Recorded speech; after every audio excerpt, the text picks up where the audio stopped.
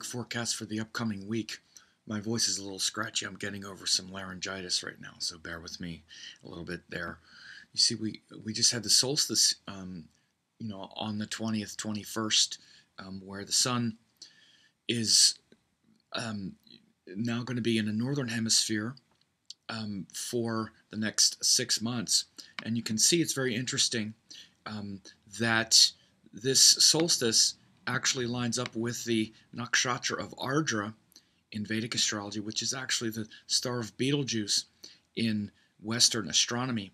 So you see this Earth, and the Earth, as it's going around the sun now, is directly in line with Betelgeuse, and you could see that also Mars is right there, a little bit behind the sun. See that as it's shown here? Mars is a little bit behind the sun, trailing here over in. You see, here's the nakshatra. Here's the constellation of Taurus. Here's the constellation of Gemini, and so we also still have this great conjunction here between Venus and Jupiter. You see, Venus is catching up to Jupiter in the sky. Venus is at 20 degrees. Jupiter is at 25, and so Venus is going to be catching up to Jupiter here very soon and passing it before it goes retrograde. And then Venus is going to go retrograde about 7-8 degrees of Leo, I believe it is. So Jupiter is about to go into Leo, as you can see, Cancer, and then it's going to hit Regulus. Here is Regulus, which is the first star of Leo. Jupiter's going to go there. Jupiter's going to move over and be over here in Leo in the next month or so. So that's going to be a big shift that's coming. And again, Venus is going to pass Jupiter and then turn retrograde. So we have a lot of these things going on right now. Again, as I say, Mars is still pretty combust, and it's going to be combust for quite a while still, for another few weeks, actually into August. And so that, as you can see here, if we run this a little bit, you can see we can run this around. You see, even here in mid-July, we see Mars is still close to the sun. It takes quite a while before it stops being within that degree of orb of combustion. It runs into August, so we're still going to be dealing with that, potential explosiveness, frustration. And again, actually, Mercury is going to catch up and pass Mars here as well. You can see that as we start to run this. You can see even this is on July 8th, Mercury is getting closer to Mars in the sky. If we look above and I start to move this around, you'll see Mercury catches Mars and passes Mars in Gemini. This is around the middle of July. So this is coming up with Mercury moving into Gemini to pass Mars. And, I spoke about this during the last Mercury retrograde, because Mercury went retrograde over Mars in Taurus. So, what this means is that this Mercury-Mars interaction, which has been happening for several months, is going to continue. And this is helping us really purify our speech and our relationship to details, being patient with what others say to us, what we say to others, really learning to have more discrimination about the details and managing our frustration and anger better. Particularly when Mercury goes over Mars in Gemini, it can be very healing because Mercury is the ruler of Gemini. So when Mars gets into Gemini, it can tend to create some arguments for sure, and that's where Mars is now. And it's also, Mars is also, as I said, combust in Gemini, so you have to be careful with arguing and getting frustrated, with a short temper with Mars combust in Gemini right now. You may be seeing quite a bit of that sort of frustration and lashing out. We had another one of these incidents, these unfortunate shooting incidents last week. I alluded to that as I talked about the Mars combustion.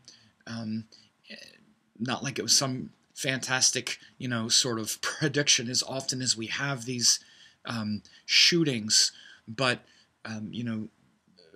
frustrations running high, is going to continue for much of the summer because Mars is going to be combust. But we can look for some resolution, hopefully, at least on a personal level, as Mercury goes into Gemini, which will happen in a couple weeks, and then gets closer to Mars. So in the meantime, this week we have Venus getting closer to Jupiter. As you see here, we'll run the transit wheel here. As you see, Venus gets closer to Jupiter. Venus is going to actually join Jupiter. This is the 27th, which is next Sunday, 28th, 29th. So it's actually right around July 1st. Venus passes Jupiter, and you see this is you see Mercury is about to go into Gemini. It goes into Gemini on July 5th, and then Venus actually turns retrograde on, I believe it's the 17th, or no, the 27th at a 7. Venus turns retrograde. No, actually it's the 25th. Yeah, so I'll be talking more about that. But so for this week, mainly we're going to see Mercury continuing through Gemini, Mars continuing to be combust, Venus getting closer to Jupiter, but also we see the moon is going to be working down here, and it's going to be hitting this Rahu conjunction situation from the 23rd to about the 30th. So on the 23rd, which is Tuesday, we're going to start this moon Rahu, and then for the next week, you see, for the next week, pretty much from the 23rd to the 30th, we're going to have this moon either joined Rahu. You see here on the 24th, it's very close to Rahu. Then it's hemmed between Rahu and Saturn, 26th, 27th, and then joined Saturn on the 29th and 30th. So if we come up here, we can see that and pull this back to where we're at right now. We're like right here. So we'll see the moon. Sometimes the moon is harder to see. Maybe we can zoom in here a little bit and look at the moon. Bring this up. So we can see the moon is right here behind this. And we can see Cancer. Then as we go forward, the moon is right behind there. We can see the moon going now. Here it's joined. It goes into Virgo. Yeah, here's Leo.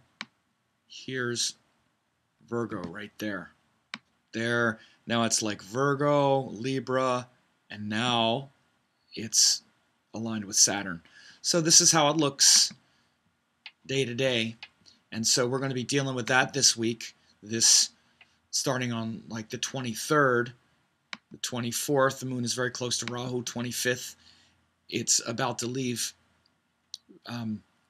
Virgo, and then 26, 27, it's in Libra where it's hemmed, 28, 29, it's joined Saturn, and then by the early part or actually by the middle of the day on the 30th, it's left that hemming.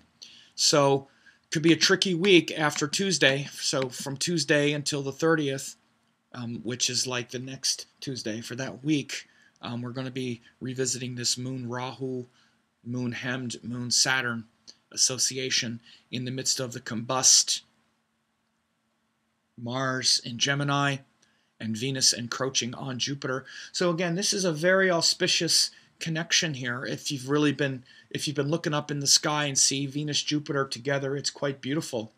And we had the moon join that over the weekend, and this will continue this week as Venus and Jupiter in Cancer brings a lot of devotion, a lot of higher wisdom, and elevating of our desires. Now, it can also make for a lot of desires if your desires are a little bit run amok, because Venus is, the planet of our desire, literally wanting to experience beauty and love, and that can mean sex and, personal enjoyment, or it can mean things that are more elevated. Not that sex isn't elevated, but it can be just a kind of obsession. But the relationship of Jupiter creates very high standard, very high hopes that can be a bit unrealistic, at least for the Venus part of us. But we can also elevate that. It can expand where we find our happiness, rather than the sort of romance delusion that another person is going to ultimately fulfill us, which is the disappointment with Venus. That can be elevated toward a sublime level of desire and fulfillment, which brings peace, and which really brings us into contact with the highest quality of beauty, where we experience happiness and beauty and pleasure and joy for no reason, where everything gives us a sort of devotional relationship to beauty rather than a personal desire to own and to possess it. So possessiveness is the real problem with Venus energy. When we realize and when we remember that nothing of this earth is ours, and we just simply enjoy it and then let it go, then Venus energy is not so difficult. My guru Amma uses the example of, remembering that, like, let's say you take a trip and you check into a hotel. And then after your trip is done, you leave the hotel, you check out and you go back home. Well, this is very much an analogy for life. It's like we're visiting here, we're living in this body, which is kind of like living in a hotel. Think of the analogy. It's brilliant. This is why you have these brilliant beings like Amma who makes it so simple. But we're identified with this body, like we're identified. It would be like if we went on vacation and forgot that, oh, wait a minute, I don't actually live here. I don't actually live in this hotel. It's the exact same way to look at our body and our life on this earth. We've forgotten that, wait a minute, I don't actually live here. This isn't actually who I truly am.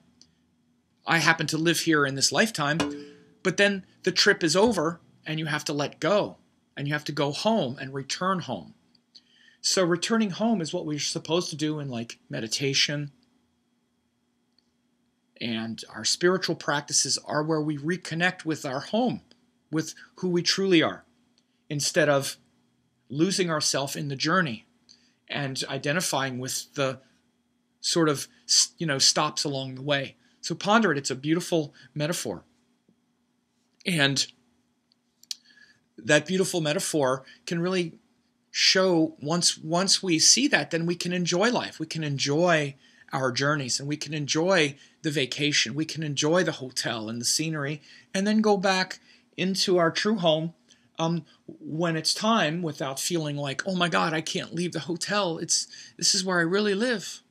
So ponder that. It's a beautiful thing to ponder, especially as we can tend to lose ourselves this week in our imagined fears, which is Rahu, on the 23rd, 24th into the 25th. And then feeling that hemmed sign of Libra, which has to do with relationships and others, on the 26th, the 27th, and then the 28th, the 29th into the 30th, the moon joins Saturn. We can also feel a lot of emotional pressure around those things that we feel attached to, that we have to let go of.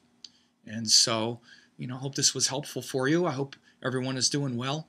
I'm glad I was able to do this in spite of my bout of strep throat here. And so share this with some people, leave me a comment, and I hope you're doing well.